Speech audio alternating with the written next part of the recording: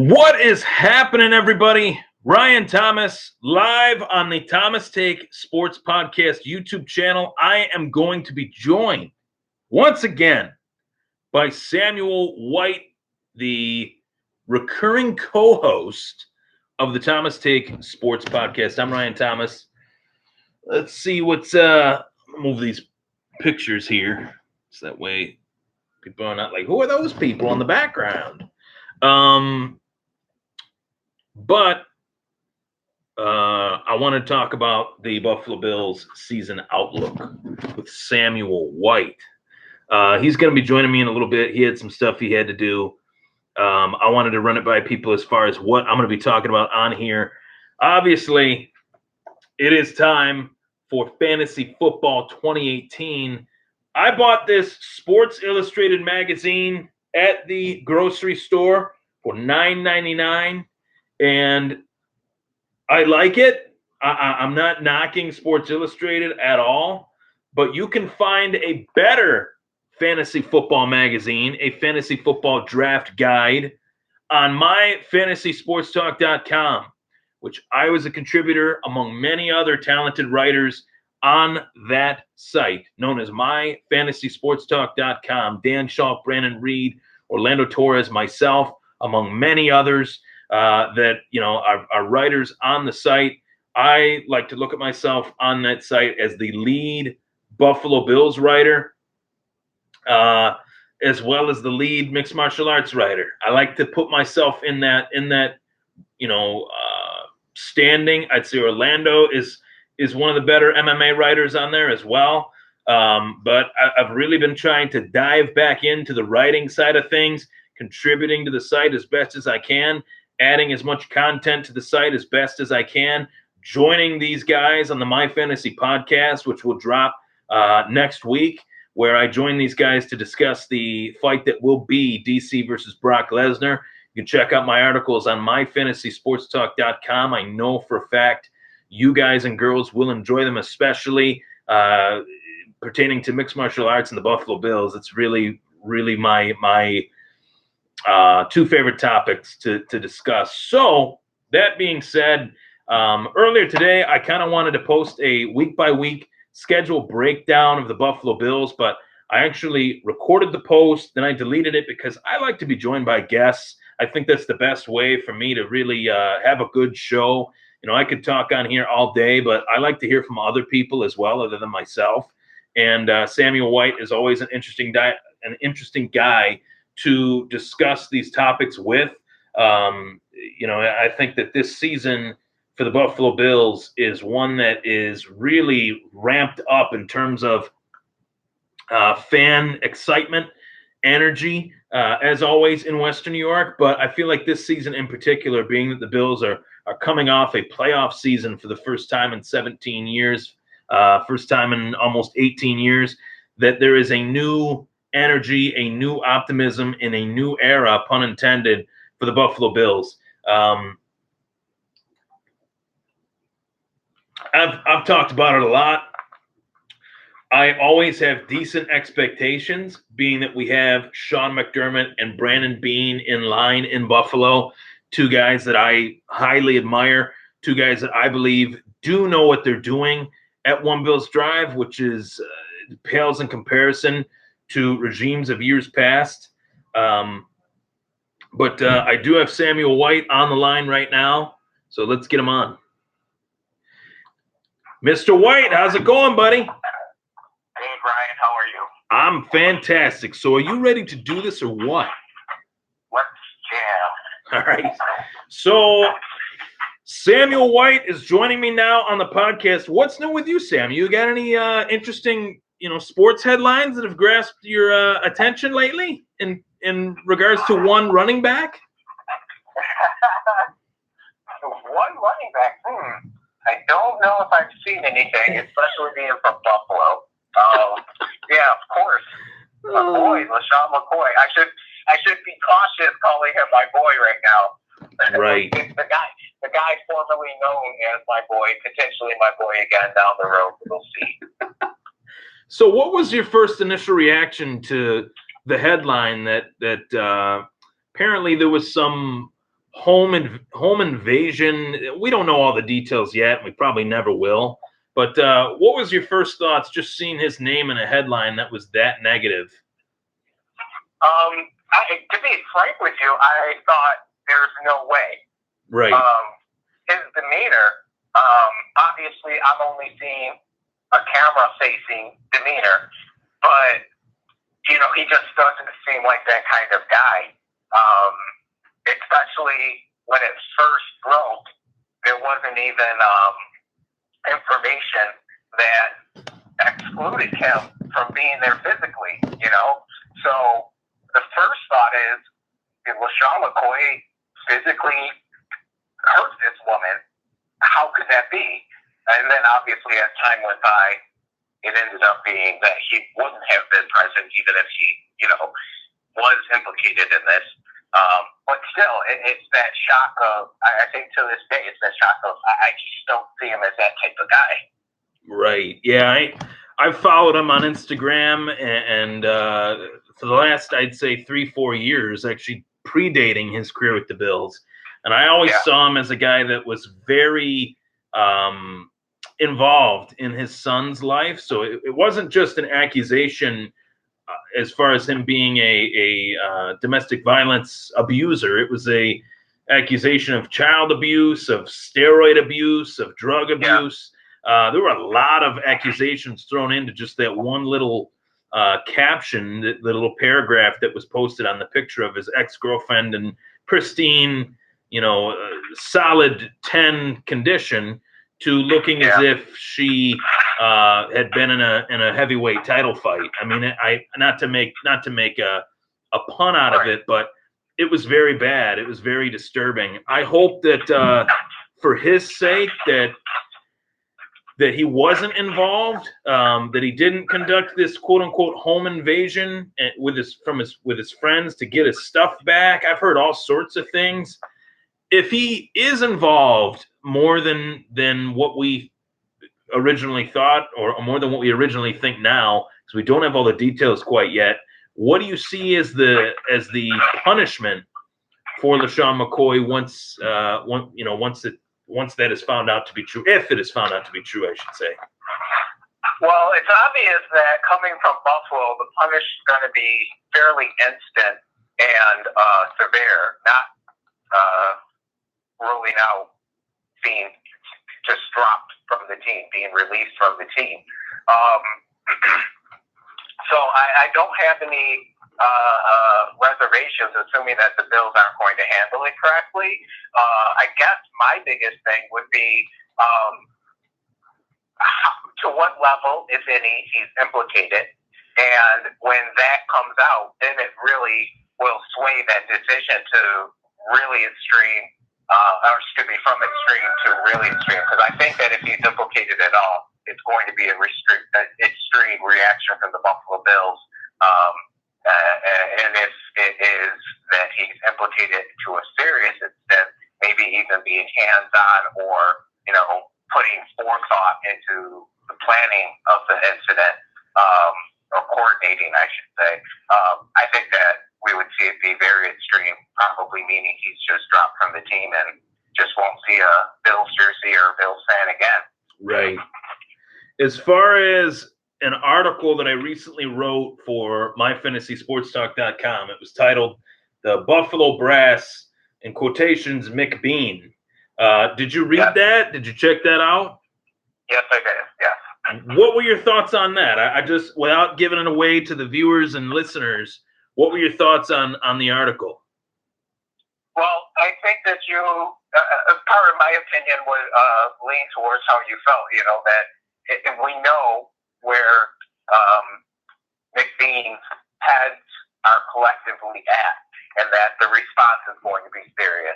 I believe you mentioned, the potential of him being flat out let go from the team. If I'm right, yes, I did. Remembering your article, yeah. Mm-hmm. So I agree that about the way that it's going to go, and I think that the trust factor in the Bills' current leadership helps, because we know we're not going to mess it up, no matter what direction it goes into.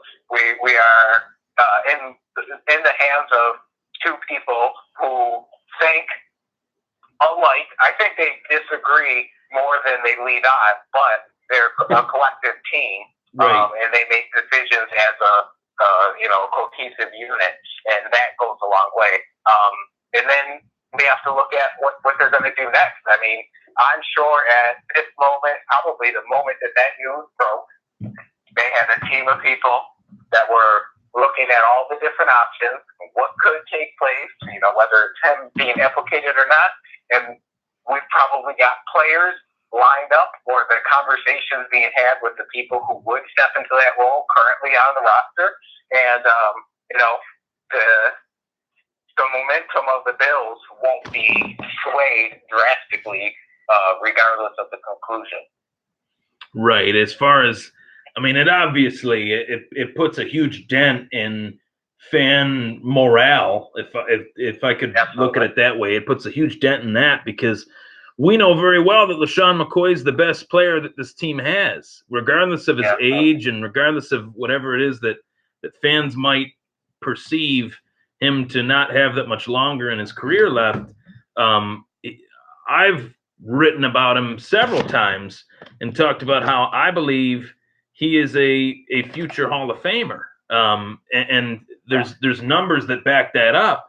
If and I have to preface every statement I say in this matter by saying but if he is found to be guilty of any of this, that is gone. I mean, he will, and you know this to be true as well. He'll get the Ray Rice treatment, which I can't really say.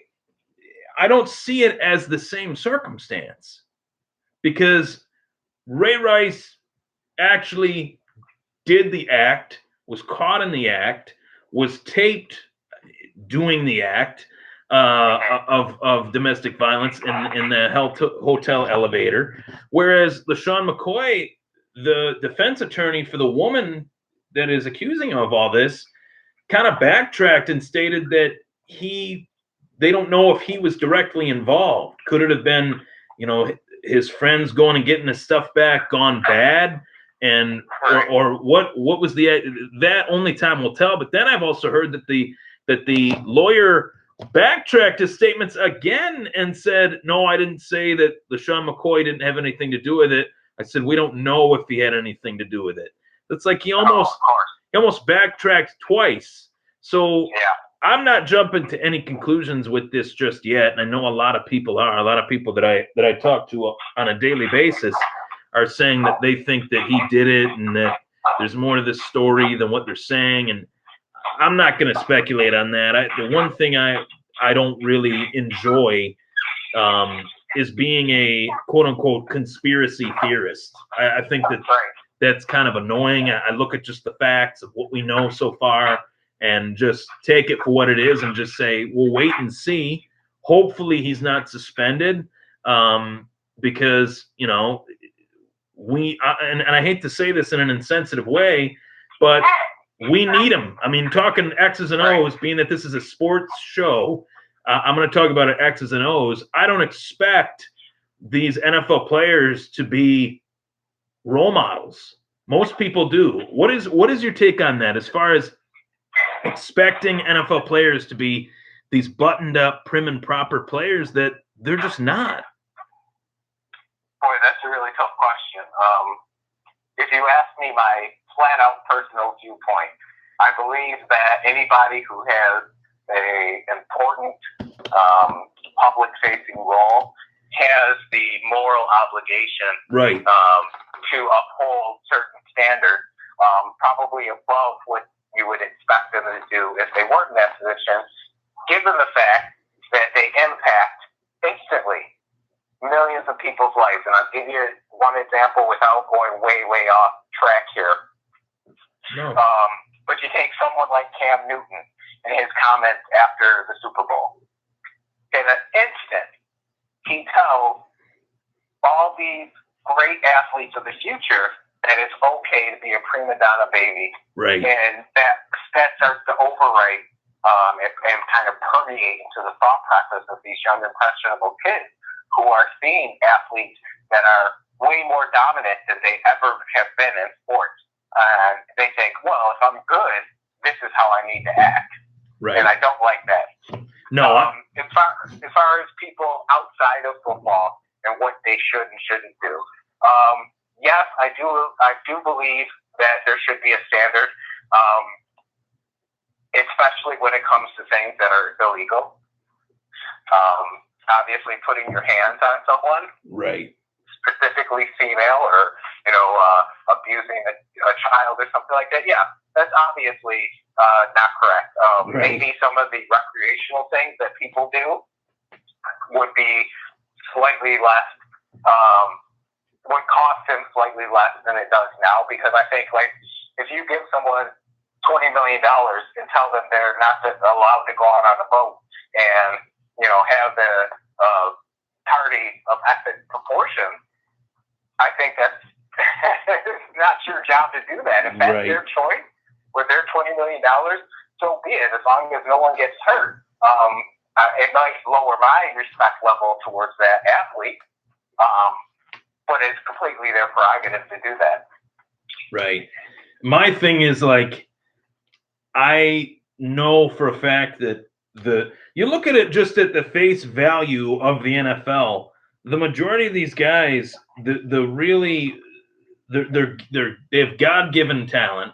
I don't want to say that they can't do anything else. Obviously they can, but most of them have somewhat pigeonholed themselves into being these great freak athletes that once their careers are over, some of them think that their life is over and they can't find their footing. And we've seen guys go down the rabbit hole and not come out on the other side.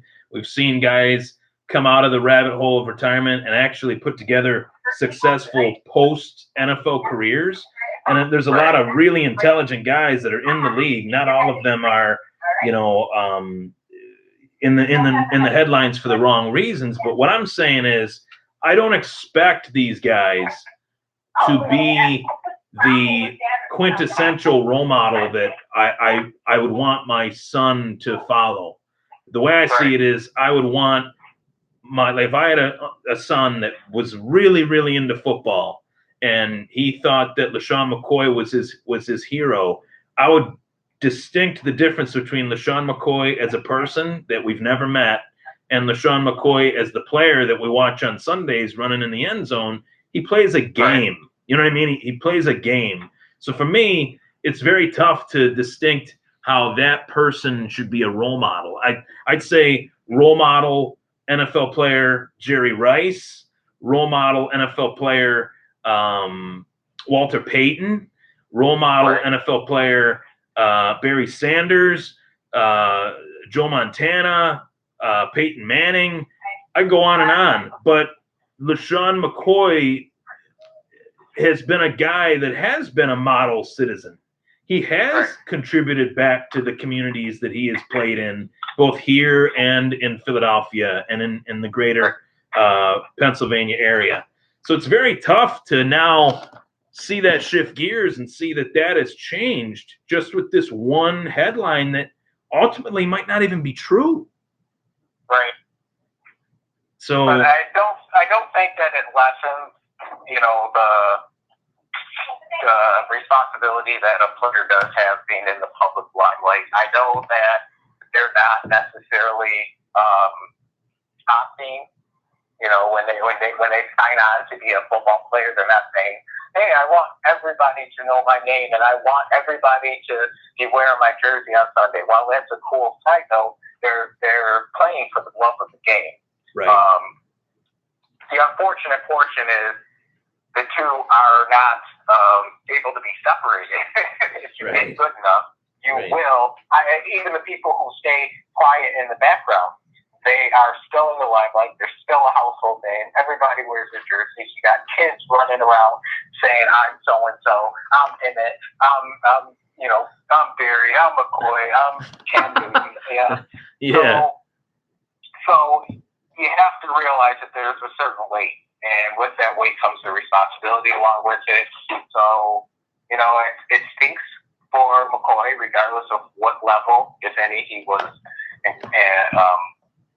involved involved in this, but he has a responsibility. With that responsibility is going to come either the positive or the negative, depending on what you choose. And the one thing that I think you have to remember that, normally tips the scale from being like disappointed to actually disliking a person and their actions and maybe who they are has to be like the moment behind it.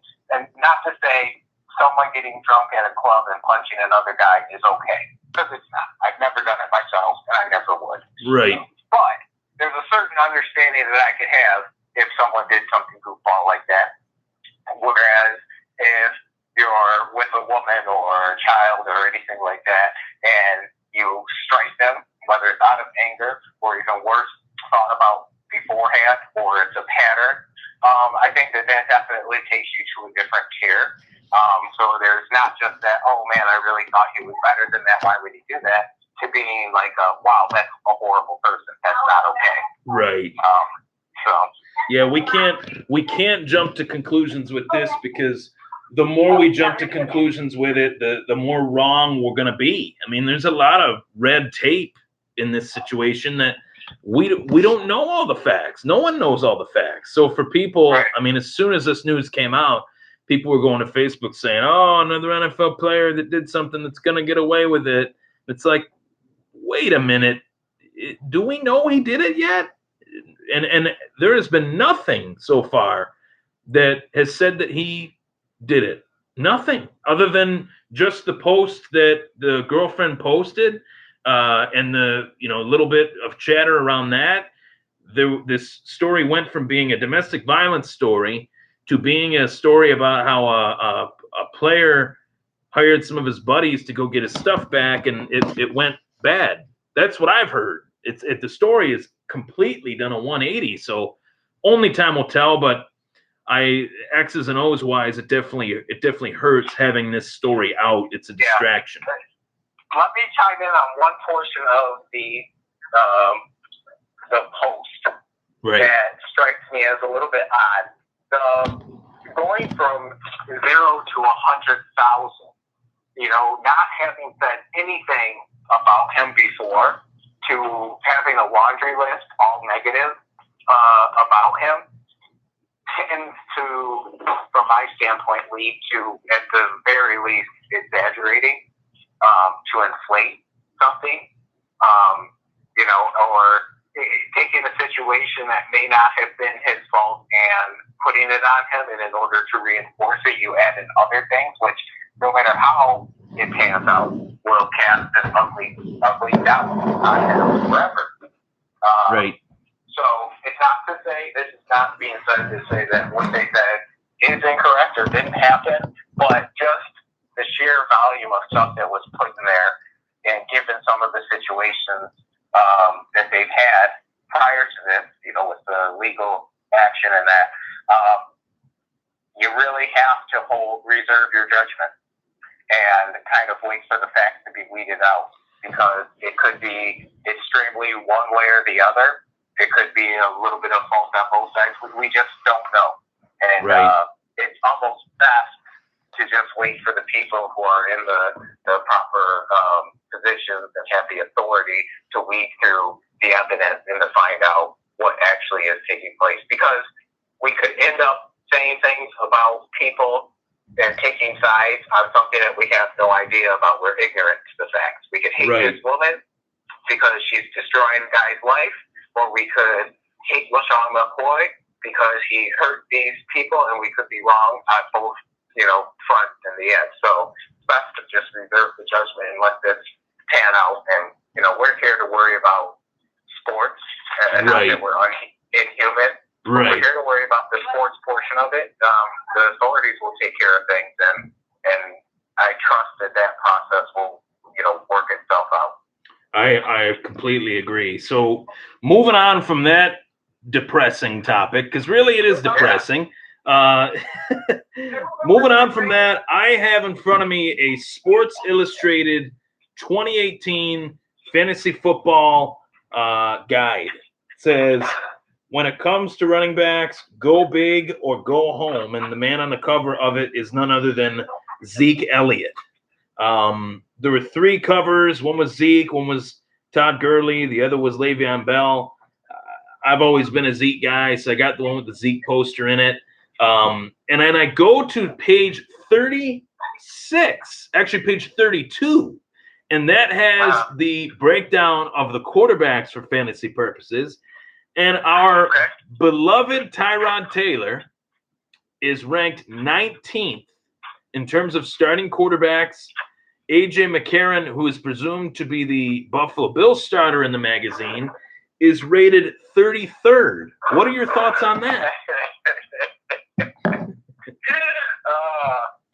As I told someone who is a Cleveland fan recently, they were talking about some negative things that happened, and then I said, don't forget about, Tyrod. And they're like, oh, we'll be singing his praises, blah, blah, blah. And it took me back for a second because I thought they were going to agree with me. And apparently the NFL has either turned a blind eye to the actual out-and-out abilities of Tyrod Taylor to run an offense and produce effectively on a scoreboard, on a score sheet. And I think there's a little bit of, I think they're treating him like a hero for no reason because he has certain metrics that are good metrics to have, but all in all, don't make a qualified quarterback. So I think it's going to be one of those situations where a lot of people could be, and if you ask me personally, I would say they will be disappointed if they're putting their eggs in that basket. I think he's going to put up fantasy football points. He can run. It only takes a 10-yard scamper to put up a bunch of points in a fantasy football league. Right. Go 10 yards, hit the end zone. You might play like a dud and you're behind, and in the fourth quarter you put up 20 garbage points. Right. And he's got the arm to do that. We know that. So I think from a fantasy standpoint, they might actually have a point. Do I believe whoever the starting Bills quarterback is going to be should be ranked really, really low? I don't think so. I would dare say that they probably stand a better chance of having a better statistical season than Tyrod if we look beyond just not throwing interceptions. Right. The thing that really chaps, and I'm going to say this, the thing that really chaps my ass about it, about Tyrod Taylor being 19th in this magazine and A.J. McCarron being 33rd. The case that is made for Tyrod Taylor being 19th and A.J. McCarron 33rd is obvious, is that Tyrod Taylor has better weapons around him. Right. And A.J. McCarron has mediocre weapons or unproven weapons, or that A.J. McCarron just simply isn't proven yet. I can agree with those points, but then I would basically rescind that point or hit you like a game of blackjack with the fact that Tyrod Taylor had decent weapons for 2 of his 3 years with Buffalo, and that's what people forget. Did nothing with it.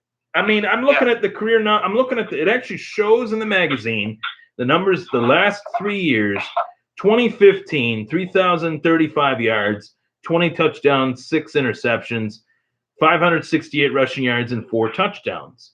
2016, 3,023 yards, 17 touchdowns, 6 interceptions, 6 rushing touchdowns. 2017, 2,799 yards, 14 touchdowns, and 4 interceptions with 4 rushing touchdowns.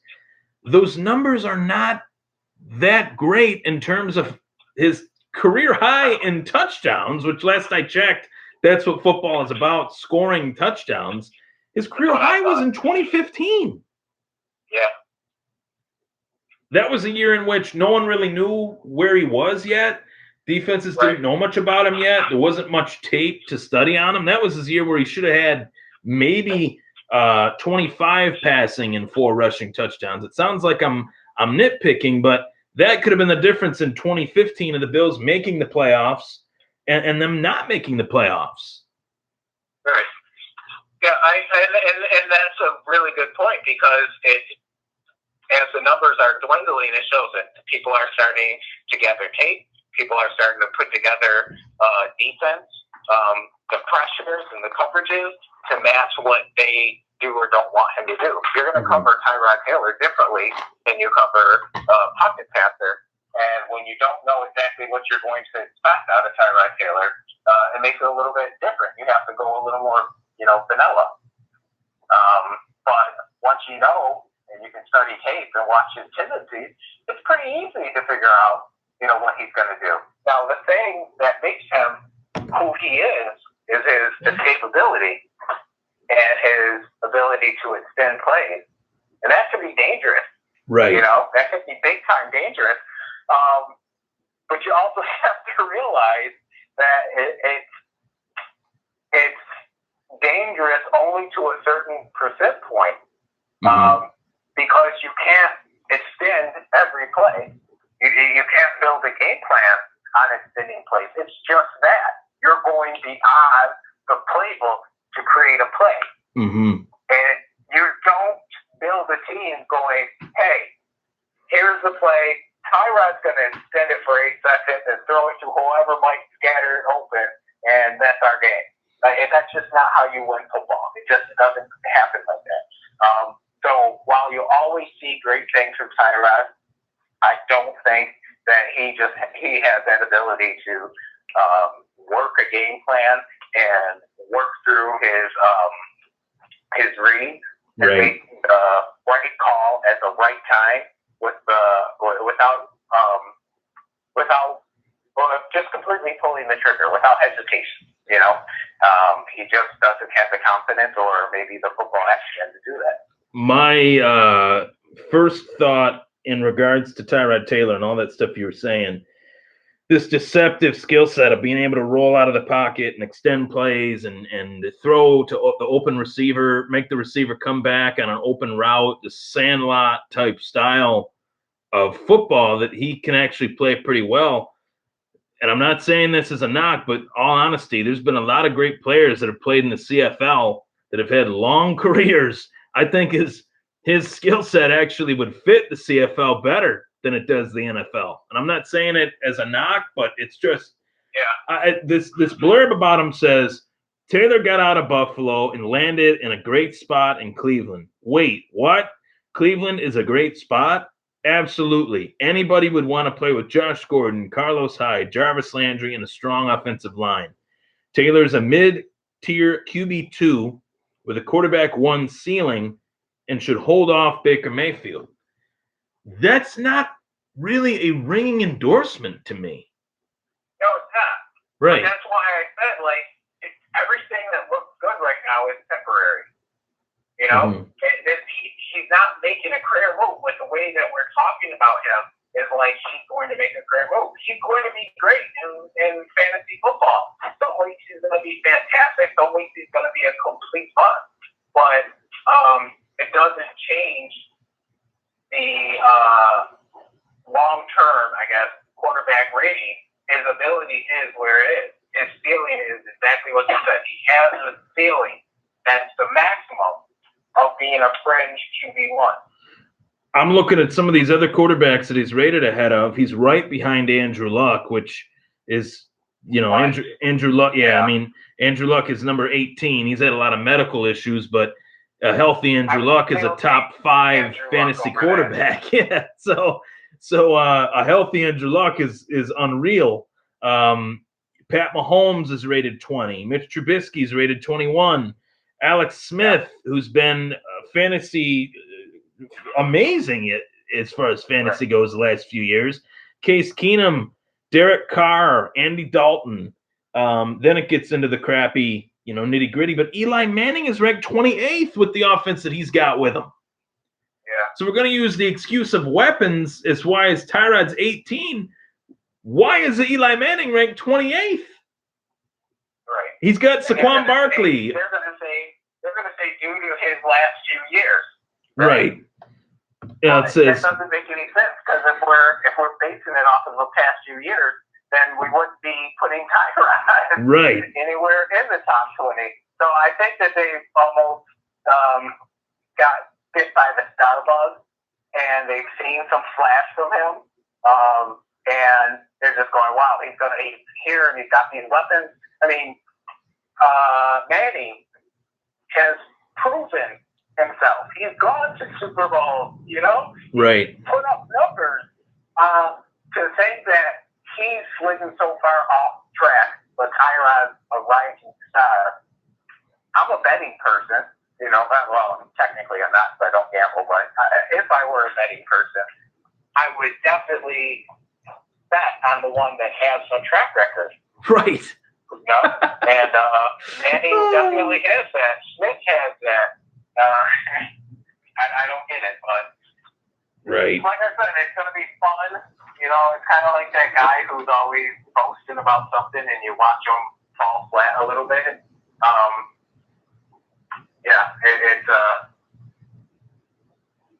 It makes it a little bit comical when you see them fall short, even though it's not nice to look at it like that. Right.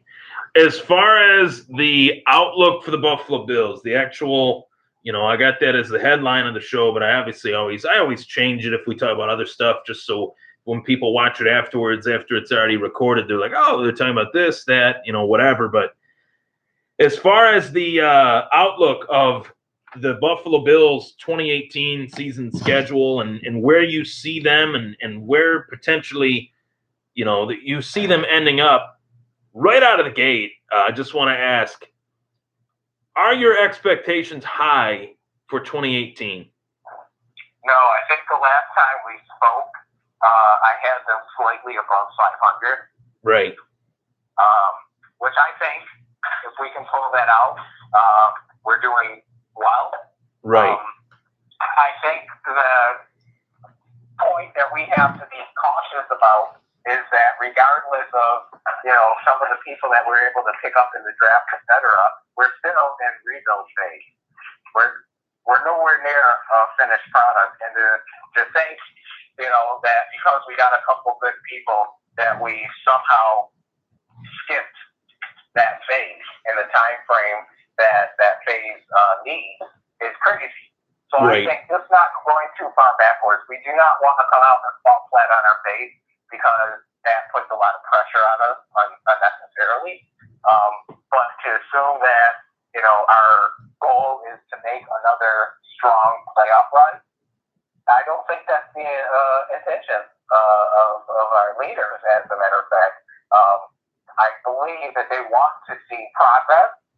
Whether that progress ends up being shown in the win column is one thing. But I think that what they want to see is a team that's coming together, a team that's learning to communicate with each other, learning to be on the field, learning to be where they need to be on the field at the right time, and working through that. And that's, to me, that's a luxury, to have an opportunity to it's like a year-long practice. Now, obviously, I want more out of them than to go out there and fail miserably for 16 games. But we have that opportunity in a rebuild phase to start allowing people to shine, allowing people to get used to position.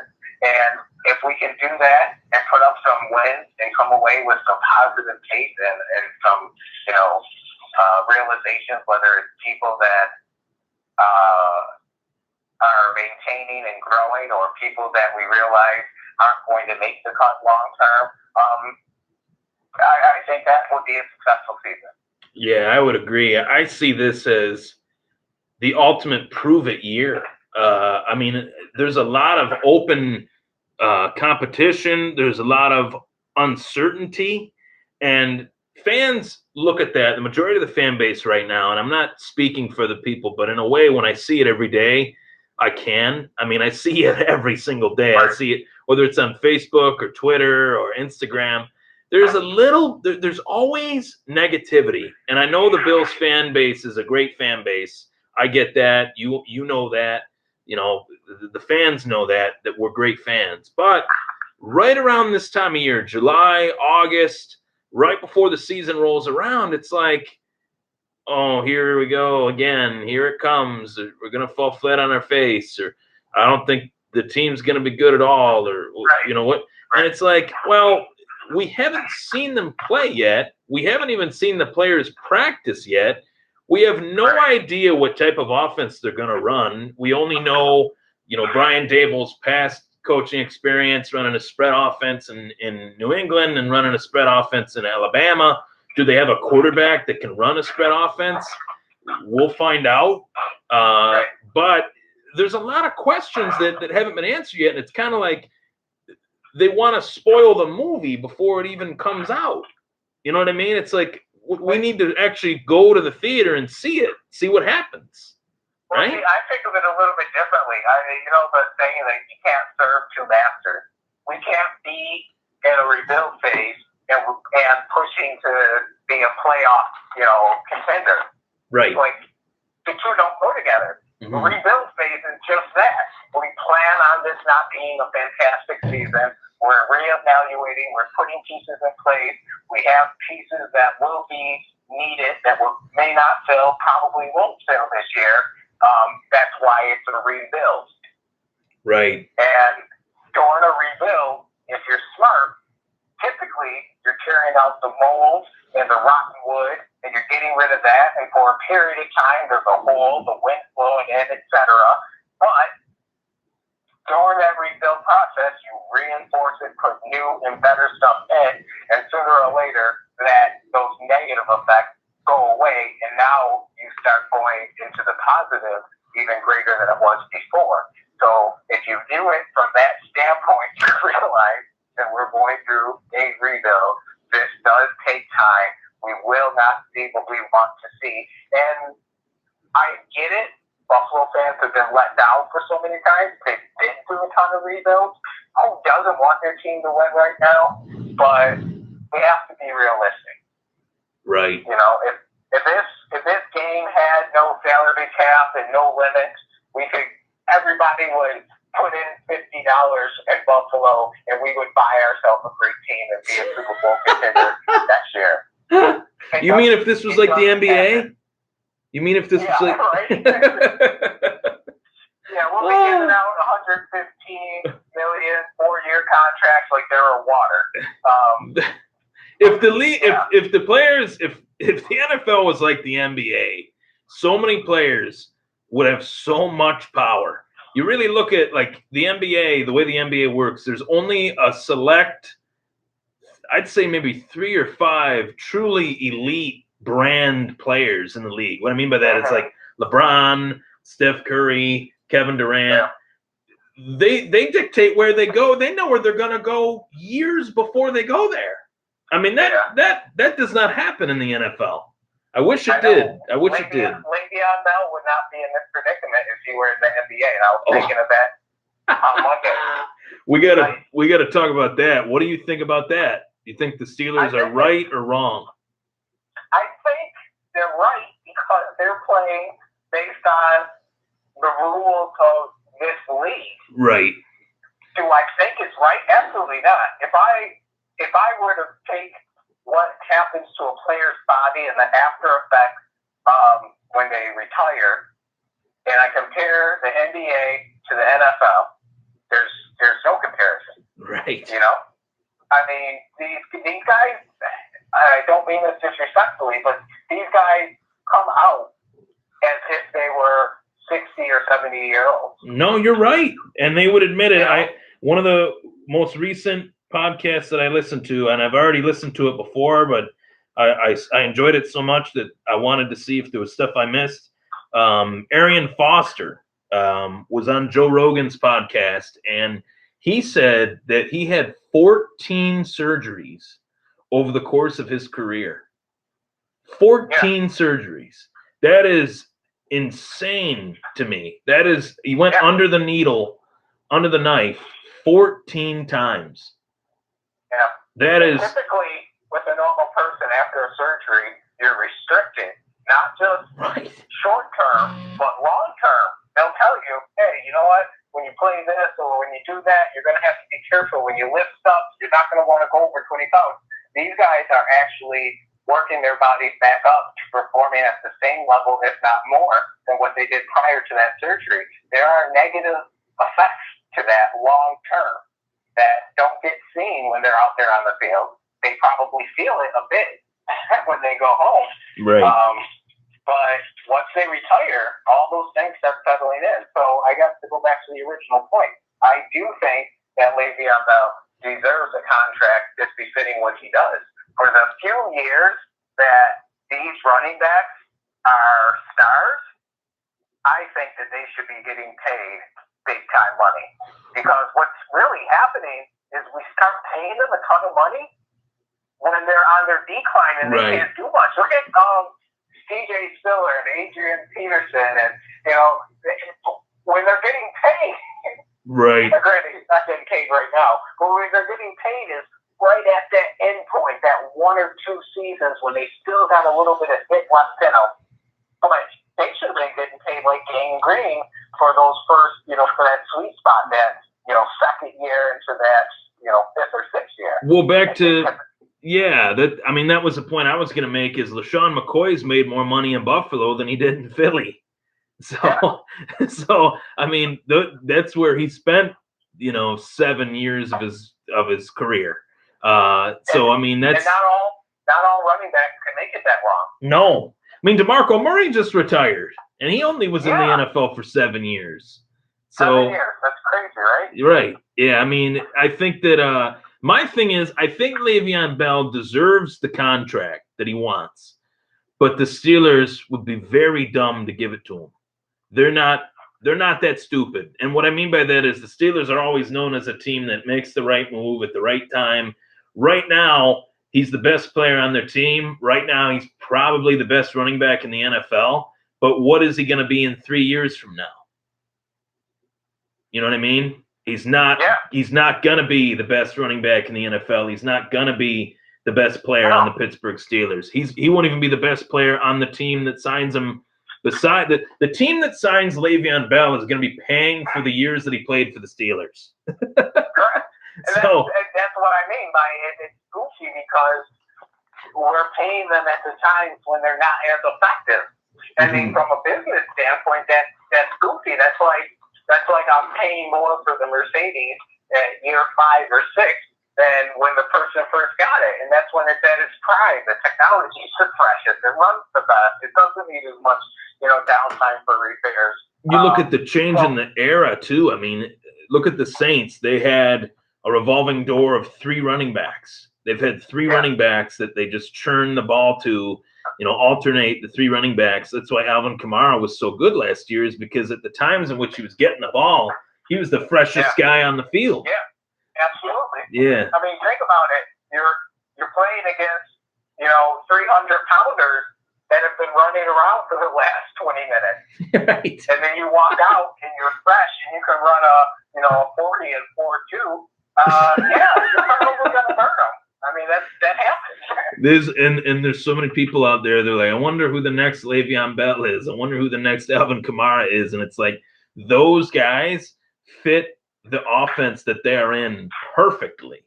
So if they went to another team, they might not be as good. And that's usually what we see. If a running back, there's not many, and that's another reason why I think LaShawn should be in the Hall of Fame, back to him, is that outside of his off-the-field stuff, hopefully that pans out, but he's been on 2 different teams, and he's been their best player on both of those teams. It doesn't happen with running backs often. And I don't know if that's going to happen with Le'Veon Bell. Let's say he goes to the team with the most money. Let's say he does go to good old Cleveland, Ohio, and joins Tyrod Taylor and Jarvis Landry and Josh Gordon. I'll make a prediction right now that I think that's very likely that he goes to Cleveland. I really do. They're the only team dumb enough to pay a running back that much money. I got to say, I respect what he's trying to do, but I don't know if it's going to work or if it's a fit for the current NFL. He's trying to get the running back pay back to where it compensates them correctly. Running backs a few years back, when you look at the percentages, they were getting paid pretty well. But there was a different era. The running backs were used. Back in the day, Like Curtis Martin and Marshall Falk and Eddie George, they got paid. They deserve to get paid. They were as important as the quarterback. Right. Yeah. And you don't find that anymore. It's a passing league. So if Le'Veon Bell were to magically stop playing for the Steelers tomorrow, would the Steelers stink? No. Right.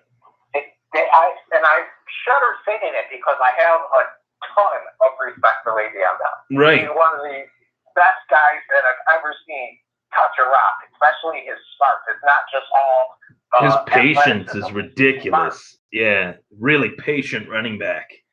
Right. Yeah. But they would not stop playing well because they could get two people in there and have roughly the same rushing output that they have currently. Well, remember when he went down, he had the suspension, they put in old D'Angelo Williams, and it was the same thing. They didn't miss a beat. Right.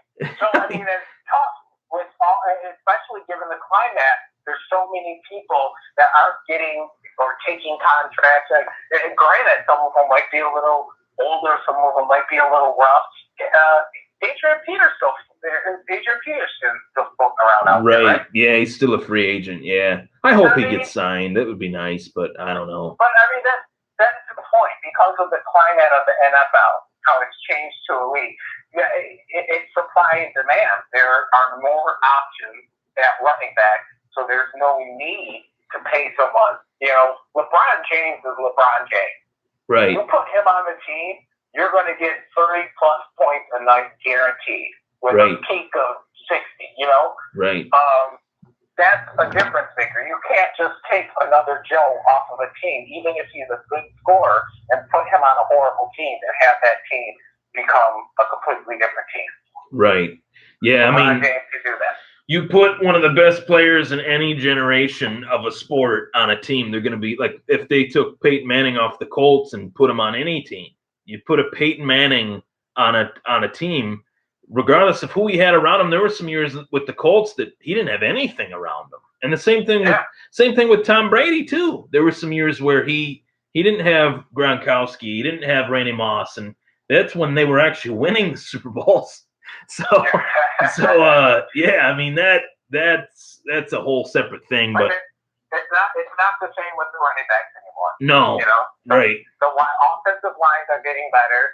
People are defending against the pass more often, and running backs are getting a little bit more free play, and there's a lot more of them. So, Le'Veon Bell's, I think he deserves it, but no, he's not going to get it. Yeah, Le'Veon Bell's case as to why he should make the money fits this era because he's like a Swiss Army knife. He can be used in so many different ways in an offense, but his best days are behind him. He's still pretty young. I think he's 26, 27, but it's not going to get – I mean, that 30 on a player's age, it really freaks out the entire league. So now if the running backs are smart, they'll do their rookie contract, and then they'll demand.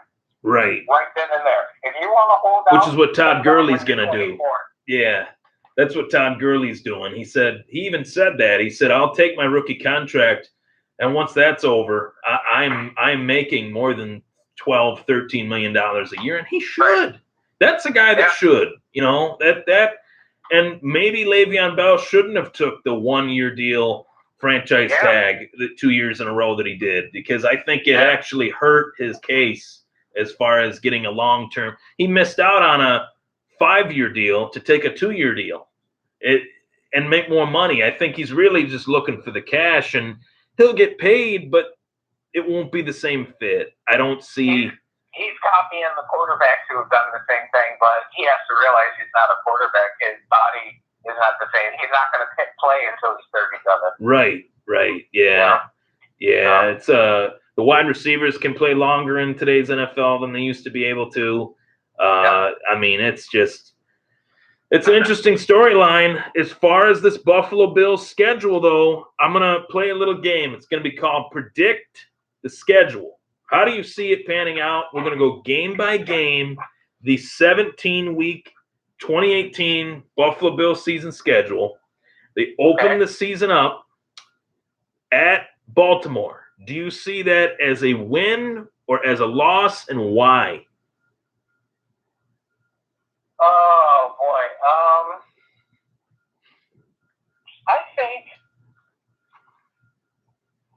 I think it's going to be a loss. I think it's going to be loss. Okay, next round would be week 2 at home opener, New Era Field. They're playing the LA Chargers.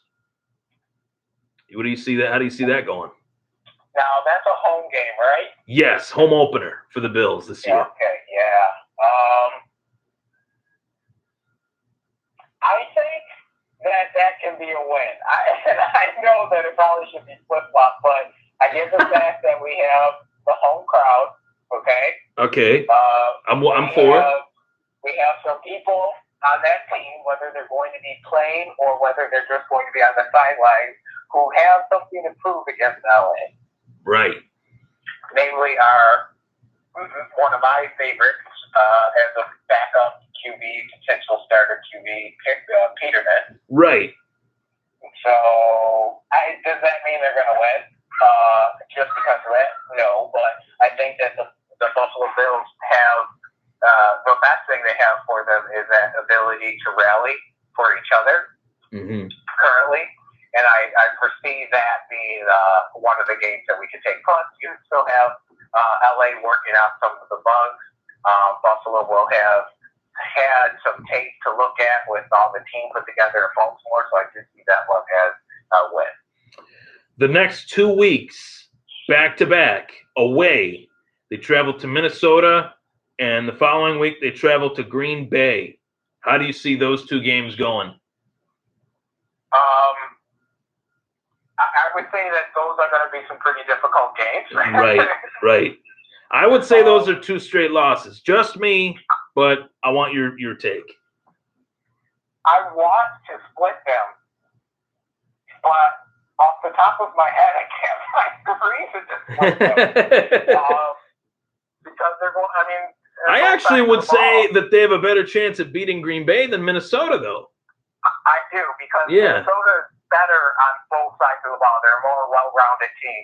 Right. Green Bay, if you catch them sleeping on offense, you probably have a chance of beating them. But at Lambeau, though, that's. I'm not saying they're going to. I would have to concur begrudgingly 2 losses. 2 losses. All right. Next week, the week 5 matchup, they host the Tennessee Titans. How do you see that one going? You see that as a win. The week after that, they travel to Houston to take on Deshaun Watson, DeAndre Hopkins, and the Texans. I think this is going to be one of the true tests of Buffalo's secondary. I like it. I like that. They are going to have to. They've got a few weeks under their belt. Okay, so now we see what they've learned and what they can do. I think it's going to be a hard-fought game, but I'm going to have to chalk this one up to Houston. Toss it up to Houston. All right.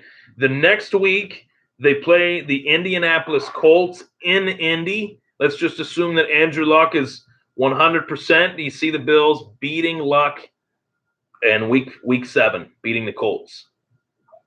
Yes. All right.